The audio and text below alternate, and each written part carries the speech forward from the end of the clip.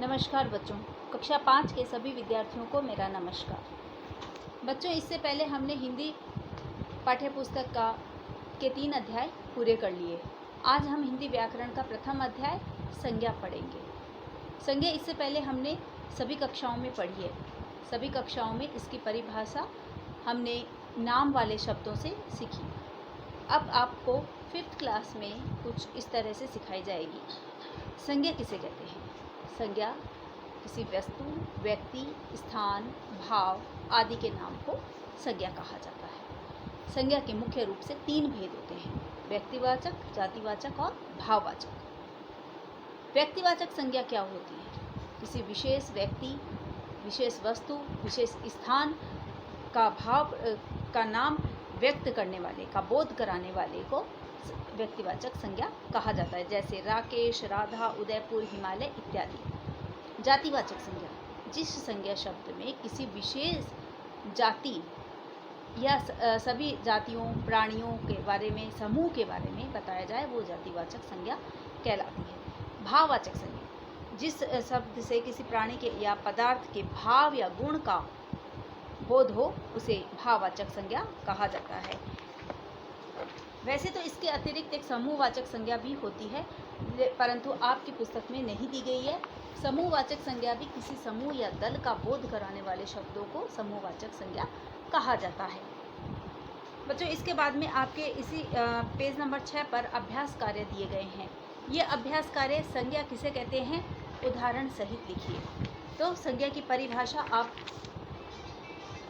परिभाषा आप यहाँ से लिखेंगे। किसी पेज नंबर 5 पर पहली लाइन, किसी प्राणी, वस्तु, स्थान या भाव के नाम को संज्ञा कहते हैं। उदाहरण आप कुछ भी दे सकते हैं, जैसे मोहन, राधा, हिमालय, गंगा, कुछ भी उदाहरण आप अपने हिसाब से लिख सकते हैं। संज्ञा के कितने भेद होते हैं? जैसे कि मैंने बताया, संज्ञा के 3 भेद होते हैं: जातिवाचक, व्यक्तिवाचक और भाववाचक। अब तीसरा प्रश्न है, निम्नलिखित शब्दों में से व्यक्तिवाचक, जातिवाचक और भाववाचक संज्ञाओं को छांटकर अलग अलग लिखिए। बच्चों, इसके बाद में प्रश्न संख्या 3 है कि आपको इसमें से व्यक्तिवाचक, जातिवाचक और भाववाचक संज्ञाओं को अलग अलग छांट करके लिखना है। व्यक्तिवाचक संज्ञा के अंतर्गत दिल्ली, रमेश, नरेश, अमरूद और मेज, क्योंकि ये सभी के विशेष नाम, स्थान को बता रही है, इसलिए। जातिवाचक में हाथी, लड़का, शिक्षक, विद्यालय और नगर।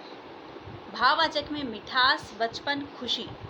भाववाचक संज्ञा जिसको हम छू नहीं सकते हैं, केवल महसूस कर सकते हैं, वही भाववाचक संज्ञा कहलाती है। चौथा प्रश्न है, निम्नलिखित वाक्यों में से संज्ञा शब्द छांटकर सामने कोष्टक में लिखिए। तो संज्ञा शब्द कौन है? कोई भी संज्ञा यानी आकृति जिसे हम छू सके, वो संज्ञा है।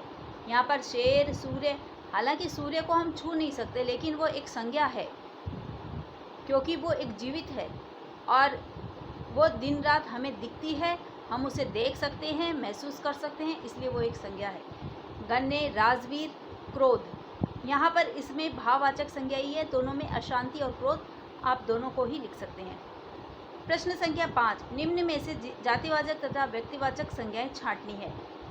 तो जातिवाचक के अंतर्गत पशु, यात्री और नदी।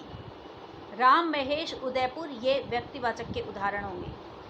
प्रश्न संख्या 6 में आहट प्रत्यय जोड़ करके हमें भाववाचक संज्ञाएं बनानी है। चिल्लाहट, अकुलाहट, उकताहट, बौखलाहट, बड़बड़ाहट, गुर्राहट, खुजलाहट, गिड़गिड़ाहट। प्रश्न संख्या 7 में हमें विद्यालय, पेड़, पुस्तक, राम पर एक एक वाक्य अपने मन से, जैसे विद्यालय, सभी बच्चे विद्यालय जा रहे हैं, पेड़ पर पक्षी बैठे हैं, इस प्रकार आप अपने मन से भी वाक्य बना सकते हैं। प्रश्न संख्या 8 में भाववाचक संज्ञा का सही ऑप्शन है जवानी। 9 में पुस्तक है जातिवाचक संज्ञा का सही निशान। 10 में व्यक्तिवाचक संज्ञा का बोध कराती है विशेष व्यक्ति, स्थान या वस्तु। जातिवाचक संज्ञा बोध कराती है किसी पूरी जाति का। इस प्रकार मैंने इसमें बुक में किया है, आप भी इसे देख करके अपनी पाठ्य पुस्तक में ही कार्य करेंगे।